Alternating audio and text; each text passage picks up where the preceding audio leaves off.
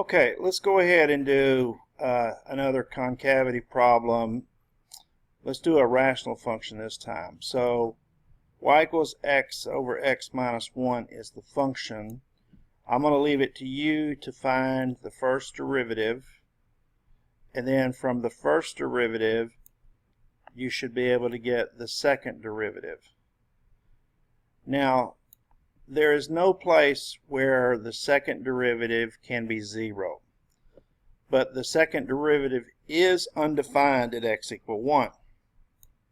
Well, make sure you understand you're not going to get a point where the concavity changes at x equal 1, because if you go back and look at the function is not defined at x equal 1 either. So if you look here, you'll see you get a vertical asymptote actually at x equal 1. So really, it's still a good idea to check both sides of 1 to get to see what the concavity is going to look like. So I'm going to go ahead and plug to the left of 1. I'm going to go ahead and plug 0 in. So if I plug 0 in, I get 2 over negative 1 cubed. So that's going to be negative. So the second derivative is going to be negative. So we're going to be concave down to the left of 1. And then I'm going to pick the number 2 and I'm going to plug it in to the right of 1. But if I plug 2 in, I'm going to get 2 over 1 cubed. So that's going to be positive. So the second derivative is positive to the right of 1. So if you go look at the graph, you can see that the graph is actually concave down. It's concave down over here to the left of 1, and then to the right of 1 is concave up. So even though x equal 1 is not in the domain, we still need to check the concavity on each side of that vertical asymptote. So it's concave down on negative infinity to negative 1, and concave up on 1 to positive infinity. Now, trig functions can be a bit of a pain unless you have a particular interval that we're going to discuss. So we're actually going to talk about this trig function, 2x minus tangent x, but we're only going to look at it from negative 2 to 2. Okay, now since tangent x is actually sine over cosine, well, we know that cosine x cannot be 0. So if cosine x cannot be 0, then x cannot be plus or minus pi over 2. You're going to get vertical asymptotes at those. So the function is not defined at plus or minus pi over 2. Now, use your rules for differentiation to get the first derivative, and then take the derivative of that to get the second derivative. And the second derivative is minus 2 tangent x secant squared x. Well, then that means that tangent x either has to be 0 or secant squared x has to be 0. Well, actually, you're going to find out that there's no secant x can never be 0, so secant squared x can never be 0. So there's no solution to that one. But for tangent x can be 0 when x is 0. Okay? So we get the point x equals 0. Now, what I'm going to do is, since I got those two vertical asymptotes in here, I've got one at minus pi over 2, so I'm going to break the graph here at minus pi over 2, and then I'm going to break the graph over here at plus pi over 2, and then I'm also going to break it where the second derivative was 0, and the second derivative was 0 here at 0. So technically, if you want to label those, you know, this represents x equal pi over 2. This represents x equals 0, and I can't really fit it in there, but that's going to be minus pi over 2. So if you can see that, that's minus pi over 2. So now, I went ahead and found a number that was between negative pi over 2 and negative 2. Remember, we're only going from negative 2 to positive 2, so I picked a number between negative pi over 2 and negative 2, so I just chose negative 1.9. Well, when I plug negative 1.9 in here, now the second derivative, this should say a double prime, that's the second derivative. So the second derivative, when I did tangent of 1.9 or minus 2 times tangent of 1.9 times secant squared of 1.9, well, really, since I have secant squared, you know the secant squared is positive, and you know that negative 2 is negative. So really I just need to check the sign of tangent. And tangent of negative 1.9 was positive, so a negative times a positive was negative. So the second derivative was negative in that interval, so we're concave down in there. And then on the other side of pi over 2, I used minus pi over 4. So between minus pi over 2 and 0, I used minus pi over 4. And when I did minus pi over 4, tangent of minus pi over 4 is actually negative 1. So I have negative 2 times negative 1, which is positive, and of course this is positive.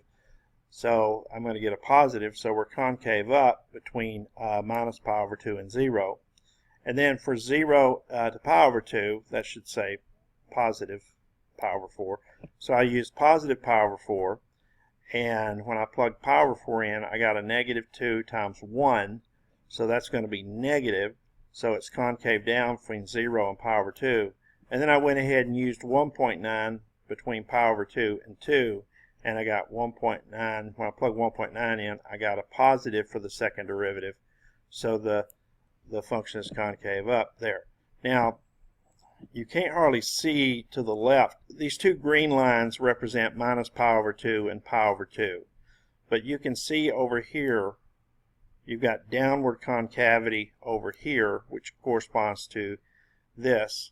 And then at the far right, you've got upward concavity over here, and that corresponds to this interval. And then in the middle, it's actually concave. Let's see, it says it's concave up from minus pi over 2 to 0, so it's concave up. And then it changes concavity from 0 to pi over 2 to concave down. So you get concave down on the other side. And so that corresponds with what we found in our information there. Now, if you want to find other points, do some other examples. Here's 3 practice problems, and you can find the points of inflection for the following. I know I really haven't talked about points of inflection yet, but points of inflection are where the graph changes concavity. So 0, 0 is a point of inflection here because that's where it changes from concave up to concave down. Now, even though it changes from concave down to concave up when you cross pi over 2, pi over 2 cannot be considered a point of inflection because pi over 2, there's no point on the graph for x equal pi over 2.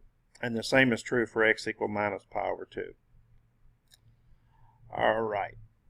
So anyway, you can use the second derivative and look for points of inflection. Let's see here.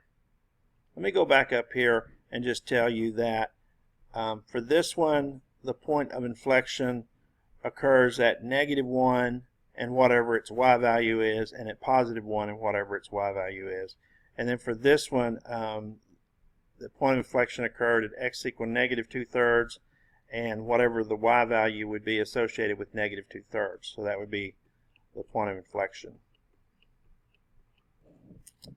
So basically, to find the point of inflection, you actually look for points on the graph where the graph changes concavity, like that 0, 0 that we had there. That's actually considered a point of inflection. And so you can do these 3 problems. This problem, you're going to find there's a point of inflection at 416. These 2 are actually not going to have points of inflection, but the concavity, you still need to check the concavity to see what the concavity is in those problems. All right, so the next theorem we're going to talk about can be a bit confusing because we're actually leaving the concept of concavity and going back to the concept of extrema.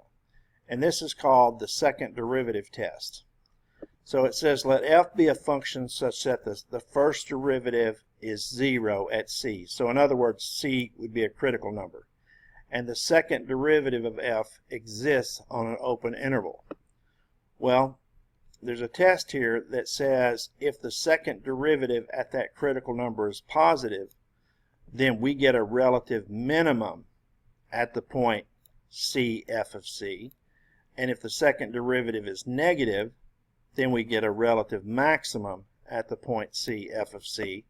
And if the second derivative is 0, the test fails, and so you don't know whether you get a relative minimum or relative maximum or neither, so then you have to resort back to the first derivative test. Now, I'll pause this for just a minute, and you can pause the video and read these notes that I put in here. But I want to go ahead and show you how to apply the second derivative test. Now, I'll tell you the second derivative test works best on polynomials. So I'm going to start you out with a polynomial. And remember, the second derivative test is for finding extrema. So that's what the second derivative test is for. It's not for determining concavity, it's for finding extrema. So, in the second derivative test, you actually need all three functions, f of x, f prime of x, and f double prime of x. Now, you're going to need f of x so that when you do find your x value of your extrema, you can plug back into this to get your y values. You're going to need f prime of x to identify critical numbers. So the second derivative here is 15x to the fourth minus 15x squared. And if I factor that, I get 15x squared times x squared minus 1. And then you can easily see that there's three critical numbers there, -1, 0, and 1. Now the second derivative is needed for the test. You got to take each critical number and plug it into the second derivative. So remember, the second derivative is 60x cubed minus 30x. So if I evaluate the second derivative at -1, I get a negative number. Okay, so since the second derivative is negative at -1, then f of -1 is a relative max. Now when I plug 1 in, into the second derivative, I get a positive number. So since the second derivative is positive, that implies f of 1 is a relative minimum. And the second derivative at 0 gives me 0, so that means the test fails, so I must go back to the first derivative test and check 0. Now, from the first derivative test, you'll actually find that f of 0 is neither a max nor min.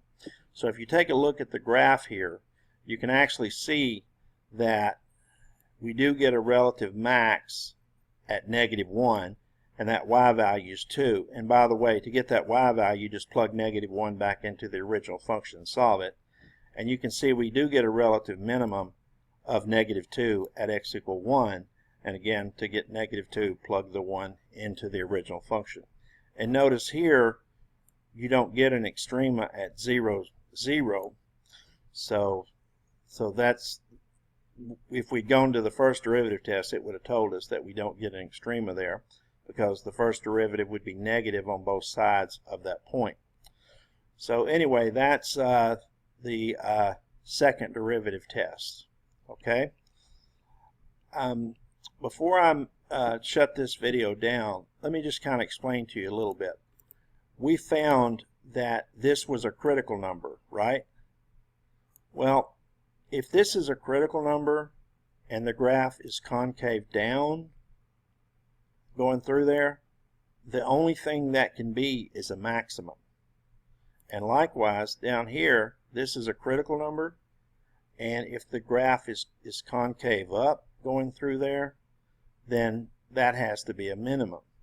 So hopefully that picture kind of helps you understand why that when at a critical number, if the graph is concave down, you're going to have a maximum, and if the graph is concave up at a critical number, you're actually going to have a minimum. Okay, so we'll start the next video and look at a trig function.